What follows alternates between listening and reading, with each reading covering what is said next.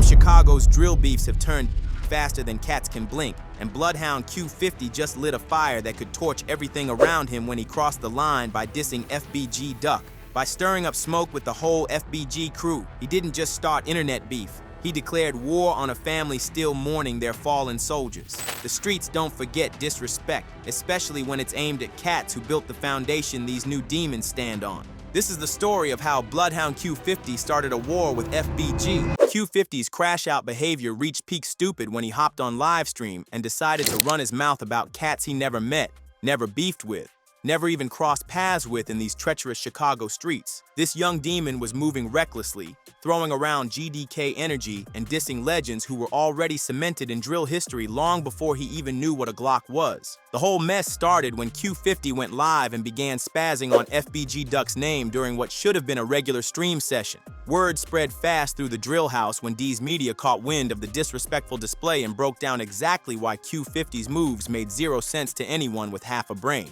The age difference alone exposes how goofy this whole situation really is. Duck would be celebrating his 31st birthday if he was still breathing, while Q50 barely touched 20 years on this earth. That means when Duck was in his prime, dropping bangers and building his reputation in these dangerous streets, Q50 was maybe 8 or 9 years old, riding mini bikes around his neighborhood. Real street vets been calling out the backwards logic behind Q50's suicidal moves. How are you gonna diss someone who never dissed you back, never had problems with your hood, never even knew your block existed? Duck was focused on securing bags and feeding his family, not beefing with some random kid from 79th Street who wasn't even a blip on the radar during Duck's active years. Duck's contribution to Chicago drill music cannot be ignored by anyone with functioning brain cells. Without pioneers like FBG Duck, Chief Keef, and L.A. Capone opening doors and paving pathways, wouldn't nobody be checking for these new wave artists trying to make noise. They built the foundation that allows journalists to cover the scene and fans to pay attention to what's happening in the Windy City.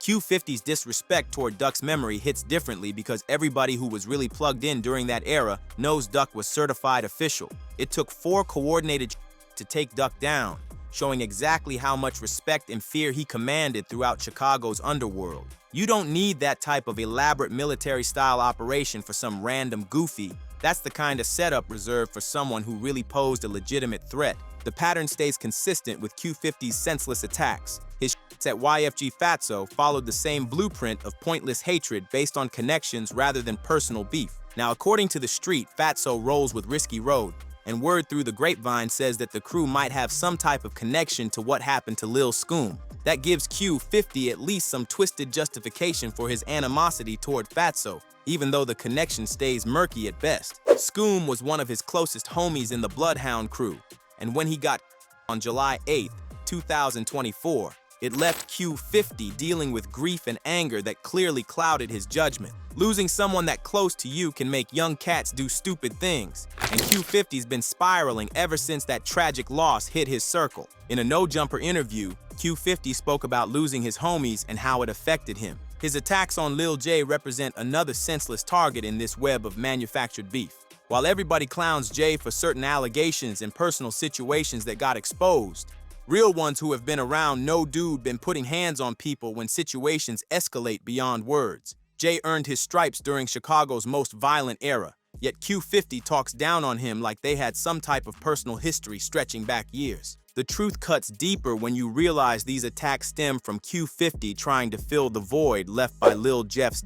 Jeff was the undisputed leader and most feared member of the Bloodhounds before he got smoked in June 2024. Losing Jeff meant someone had to step up and carry that same energy, but Q50's approach lacks the calculated intelligence Jeff used to display. Jeff's beef-making had a strategy behind the madness. When he dissed ops or started conflicts, there was usually some legitimate street politics or territorial disputes fueling the fire. Q50's random attacks on FBG members appear motivated purely by attention-seeking behavior rather than any real grievances or ongoing wars between the crews. The geographical reality makes Q50's beef even more senseless. Bloodhounds operate around 79th Street while FBG stays locked into 63rd and St. Lawrence. That's roughly 15 to 20 minutes of driving through completely different neighborhoods. These crews never had active wars or territorial disputes that would justify this level of disrespect toward fallen soldiers. The disrespect becomes even more glaring when you consider Duck's actual legacy versus Q50's current output.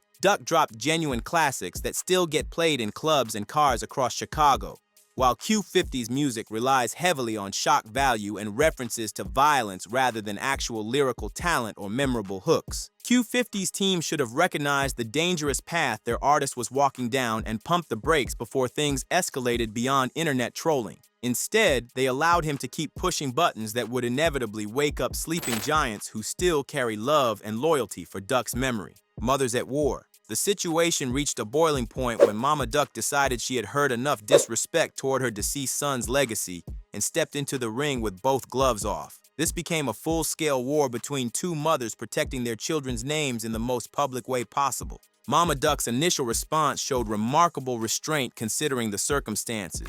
Instead of immediately going nuclear on Q50, she took a more strategic approach by posting this online. Drill Music 00. Tell him I said take a man Doc out his moof and keep treating his nose. Rip Lil Jeff.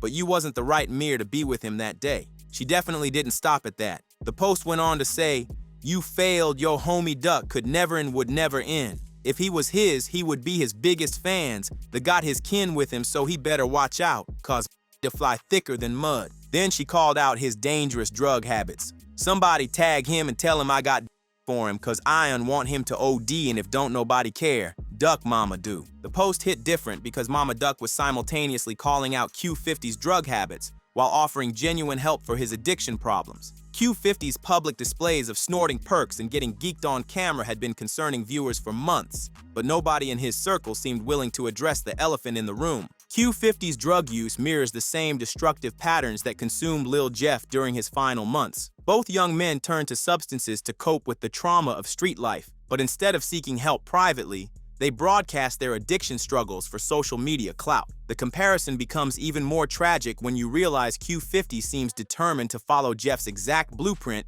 right down to the grave. Mama Duck's approach initially took the high road, acknowledging Q50's pain while pointing out how his drug abuse was spiraling out of control. Her message contained genuine concern, wrapped in street-smart observations about how young cats use controversy to boost their profiles when their actual talent falls short of expectations. The situation was rumored to have exploded when Q50's mother saw Mama Duck's post and decided to respond with pure aggression instead of taking accountability for her son's reckless behavior. Although the DM exchanges are still unverified, what followed revealed everything wrong with how some parents enable their children's self-destructive choices instead of providing proper guidance. According to social media rumors, Q50's mother opened the conversation by saying that she was his mother and asked what Duck's mother could do about that. She added that they could definitely keep her son's name out of their mouth and that she did not care who they were. The exchange continued with Q50's mother making excuses for her son's addiction by claiming he got hooked on pills because he was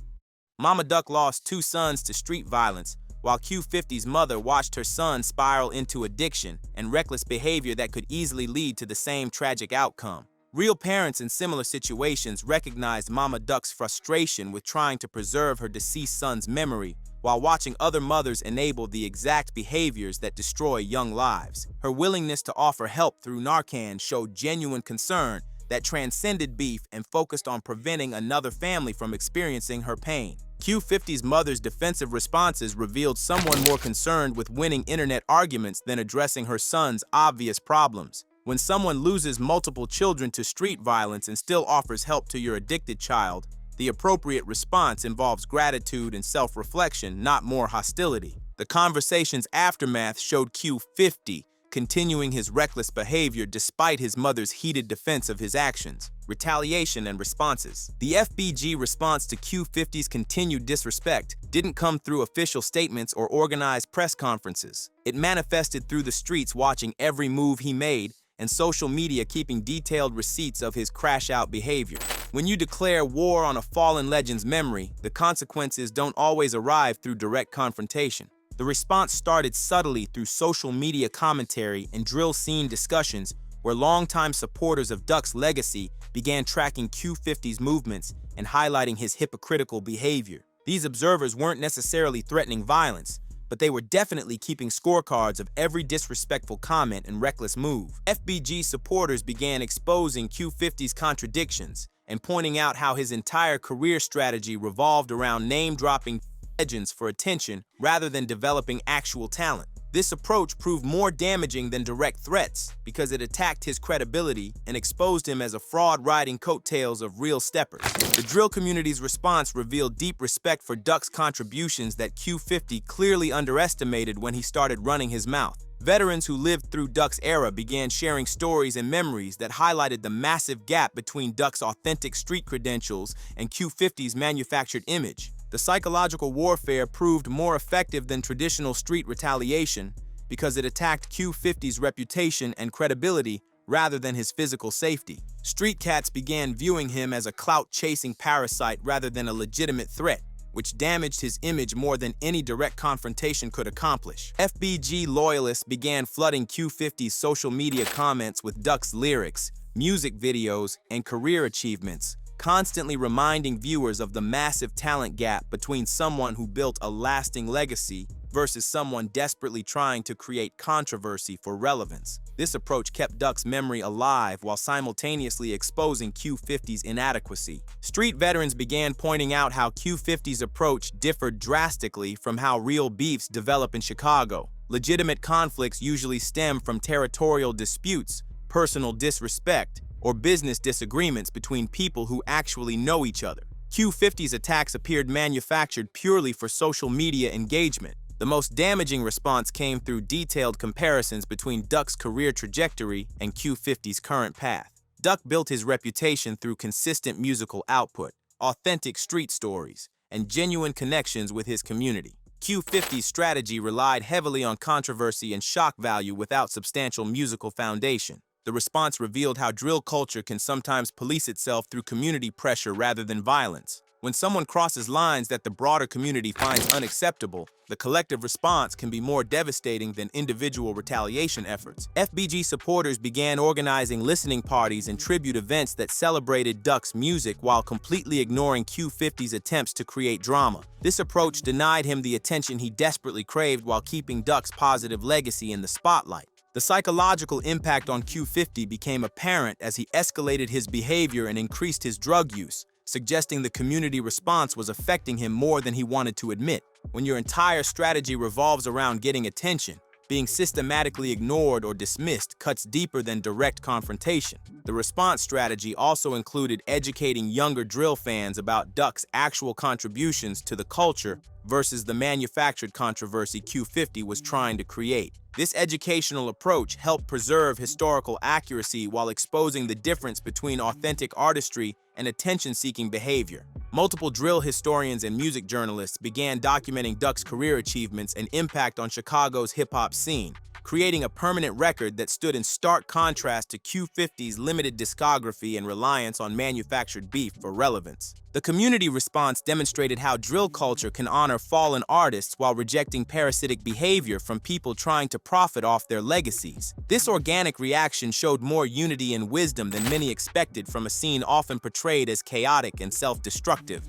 The most telling aspect of the response was how it exposed Q50's isolation within his own generation of drill artists. Very few current rappers came to his defense or supported his approach, suggesting even his contemporaries recognized the line he had crossed by targeting Duck's memory. Real cats in the scene began distancing themselves from Q50's antics, understanding that associating with someone who disrespects fallen legends could damage their own reputations. This social isolation left Q50 with fewer allies and more enemies as his behavior continued spiraling out of control. Point of no return. Q50's trajectory took an even more dangerous turn when reports surfaced that he had been during a trip to St. Louis, though the details surrounding the incident remained murky and full of contradictions that raised more questions than answers. The alleged incident highlighted how Q50's reckless mouth and drug-fueled decision-making had created enemies far beyond Chicago's city limits. The St. Louis situation allegedly started when Q50 performed at an event in the city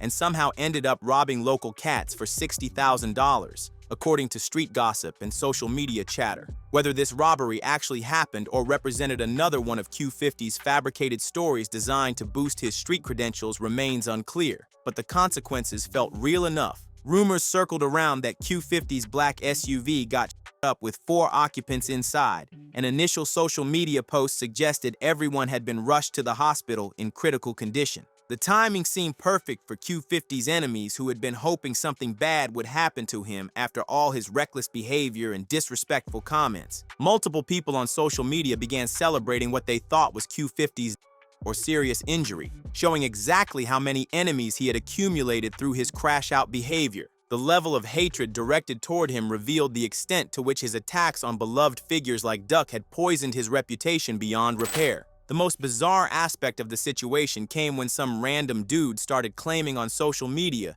that he was the one who Q50 and treating the alleged like some type of achievement to brag about. This social media confession highlighted everything wrong with current generation street culture, where cats document their own crimes and hand the police evidence instead of moving in silence. The fact that someone would publicly claim responsibility for known rapper showed the same type of reckless stupidity that characterized Q50's own behavior. When Q50 eventually popped back up on social media very much alive and unharmed, the entire situation revealed itself as either a case of mistaken identity or completely fabricated drama designed to generate attention. His return to Instagram Live showed him in what appeared to be a comfortable kitchen setting, looking nothing like someone who had just survived a The most disturbing moment came when Q50 did a line of what appeared to be crushed pills on camera during his return live stream, showing that even a close call with couldn't convince him to change his destructive habits. This behavior mirrored Lil Jeff's final months when he was openly doing drugs during interviews and social media appearances. People said that Q50's response to the rumors included him bragging about robbing the Saint, Louis Katz, and confirming that he had indeed taken $60,000 from them during his visit to their city. But this was soon confirmed to be a rumor. However, this supposed admission made it look like he had created legitimate enemies outside of Chicago who might have actual motivation to harm him. His live stream included threats directed at multiple enemies, including references to being the last face that various people's homies saw before they. These statements sounded like confessions to multiple that could easily be used against him in future court proceedings. The pattern of behavior revealed someone completely disconnected from reality and the consequences of his actions. Instead of using the St. Louis incident as a wake-up call to change his lifestyle, Q50 doubled down on the same reckless energy that created these dangerous situations in the first place. Street veterans watching Q50's downward spiral recognized all the warning signs of someone heading toward an inevitable tragic ending. His combination of drug abuse, manufactured beefs, and reckless social media behavior created a perfect storm that historically leads to either or lengthy prison sentences. The most tragic aspect of Q50's situation was how preventable his downward spiral appeared to anyone with functioning brain cells. He had opportunities to redirect his career toward music instead of controversy, but consistently chose the path that maximized short-term attention while destroying long-term prospects. His mother's enabling behavior during the beef with Mama Duck showed how family dysfunction contributed to Q50's inability to recognize dangerous patterns in his own behavior. When parents make excuses instead of providing correction, young cats often continue destructive behavior until external consequences force change. The drill community's response to Q50's alleged revealed deep divisions between those who celebrated his potential demise and others who recognized the tragedy of watching another young black man destroy himself for internet clout. This split highlighted ongoing debates about accountability versus compassion within hip-hop culture. Q50's drug use had clearly escalated to dangerous levels where he was making life-threatening decisions while under the influence of substances that impaired his judgment. The combination of grief from losing close friends, pressure to maintain a street image, and chemical dependency created a cocktail. The St. Louis incident exposed how Q50's conflicts had expanded beyond Chicago's borders, creating enemies in multiple cities who might not follow the same unwritten rules that sometimes prevent violence in his hometown. Out-of-town beef carries different risks because there are fewer connections and mutual friends to mediate disputes. His refusal to learn from the examples of fallen friends like Lil Jeff showed someone trapped in cycles of self-destruction that he either couldn't recognize or didn't want to escape. The streets had already claimed too many young lives, but Q50 seemed determined to add his name to that growing list. The war with FBG had evolved beyond simple disrespect into a broader conflict that encompassed Q50's entire approach to drill culture and street politics. His attacks on Duck's memory had awakened forces that wouldn't be satisfied with social media responses or internet arguments. Each reckless move Q50 made created new enemies while providing prosecutors with evidence that could be used against him in future cases. His social media presence had become a detailed confession that documented criminal behavior and threatened violence against specific individuals. The question no longer centered on whether Q50 would face consequences for his actions, but rather when those consequences would arrive and in what form they would manifest. The streets have their own timeline for settling debts, and every disrespectful word he spoke added interest to the bill that would eventually come due. If you like this video, click one of the windows on either side to watch a video similar to this one.